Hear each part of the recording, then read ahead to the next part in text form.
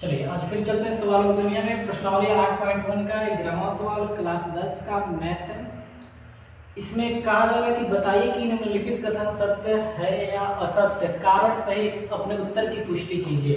पहला ऑप्शन दे रहा है 10a का मान सदैव 1 से कम होता है। दूसरा, कोण a के किसी मान के लिए सेक a बराबर 12/5। तीसरा, cos a कोण a के कोसेंट के लिए प्रयुक्त एक संक्षिप्त रूप है cot a। चौथा ऑप्शन cot a cot और a का गुणनफल होता है। पांचवा ऑप्शन किसी भी कोण थीटा के लिए sin थीटा बराबर 4/3 होता है। अब इसमें चलिए देखते हैं, इसमें कारण के साथ बतलाना है कि कौन सत्य है कौन असत्य है। पहला ऑप्शन देखते हैं जिसमें कहा जा रहा है 10a का मान सदैव 1 से कम होता है, यह असत्य है, असत्य है क्योंकि अगले चैप्टर में आपको बतलाया जाएगा, एक चार्ट दिया रहता है उसमें कि 10 जीरो अंश का मान 10 30 अंश का मान 45 60 90 अंश का मान, उसमें आपको दिखाया जाएगा कि कैसे 10 का मान 1 से अधिक होता है, कम नहीं होता है। आप जब आगे पढ़ेंगे तो उसमें पूरा डिटेल से मिल जाएगा। फिलहाल मैं यहाँ पे लिख दे रहा हूँ 10 अभी 45 डिग्री की बात किया जाए तो 10 45 डिग्री का मान 1 होता है, और इस लाइन में कहा जा रहा है कि 10a का मान सदैव 1 से कम होता है, जबकि हम जानते हैं कि 1 भी होता है, आगे भी और भी अधिक होता है, लेकिन इसलिए यहाँ पे 1 से कम करेंगे तो इसलिए इसको हम मान देंगे कि असत्य है। दूसरा ऑप्शन देखते हैं कोण a के किसी मान के लिए सेक a बराबर 12/5, तो इसको जांच करने के लिए पहला कंडीशन था असत्य, इसको लिखेंगे सत्य है क्योंकि यदि हम बात करें पाइथागोरस प्रमेय यानी एक समकोण त्रिभुज की, तो एक समकोण त्रिभुज में 3 भुजाएं होती हैं, लंब आधार कर्ण। सेक थीटा बराबर होता है कर्ण बटे आधार। कर्ण का मान क्या है 12, आधार का मान क्या है 5।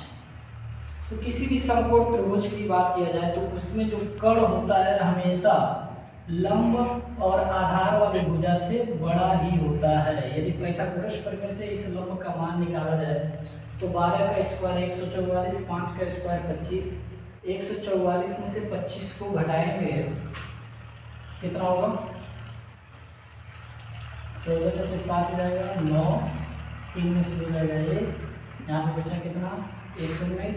इसका वर्गमूल निकालेंगे तो लगभग हमको लग रहा है 10 दशमलव कुछ आएगा, यानी इससे छोटा ही होगा। तो इसलिए ये कथन सत्य होगा क्योंकि कर्ण जो होता है दोनों भुजाओं से बड़ा होता है। यहाँ पे लिख सकते हैं क्योंकि समकोण त्रिभुज में कर्ण सबसे लंबी भुजा होती है, इसको मिटा देना है,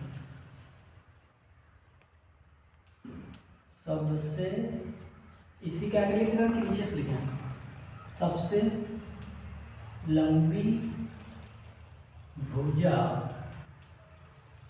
होती है। यहाँ तक आ रहा है बाबू? नीचे भी बना दे, बढ़ा देंगे इसको।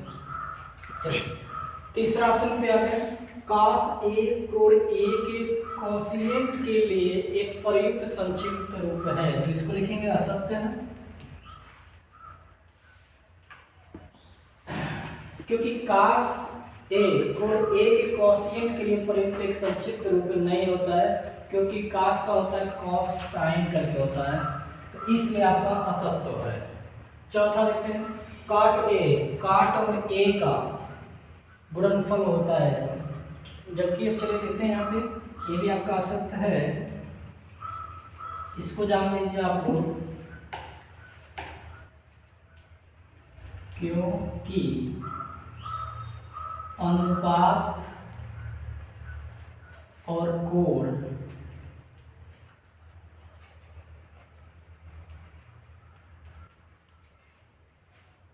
का आपस में गुणा नहीं होता है, ठीक, क्योंकि काट अनुपात है और ए हमारा कोई एंगल है यानी कोई कोण होगा फेनमन त्रिभुज।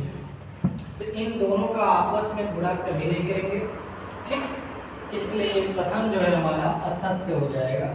अगला ऑप्शन, किसी भी कोण थीटा के लिए साइन थीटा बराबर 4/3 होता है कि नहीं, तो फिर वही रूल लगाएंगे जो दूसरा में लगाया गया था, यानी सेक ए बराबर 12/5।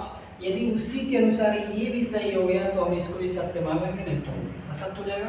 यहाँ पर चलिए एक छोटा सा त्रिभुज लेते हैं संपूर्ण, साइन इसको मान लीजिए लंब, इसको आधार और इसको कर्ण। साइन थीटा बराबर होता है लंब बटे कर्ण। लंब का मान कितना है 4 और यहाँ पे कर्ण का मान कितना है 3। और मैं जानता हूँ कि एक समकोण त्रिभुज में कर्ण जो होता है वो सबसे लंबी भुजा होती है, लेकिन यहाँ पे क्या मिला, कर्ण जो हमारा है वो लंब से ही छोटा है, कोई दिक्कत, तो इसलिए कथन क्या हो जाएगा असत्य। यह असत्य है क्योंकि कर्ण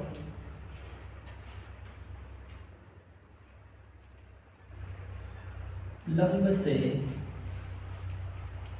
छोटा है, इसलिए क्या है असत्य है। नोट करेंगे, यदि इसमें किसी को कोई भी दिक्कत हुआ तो जरूर बताएंगे।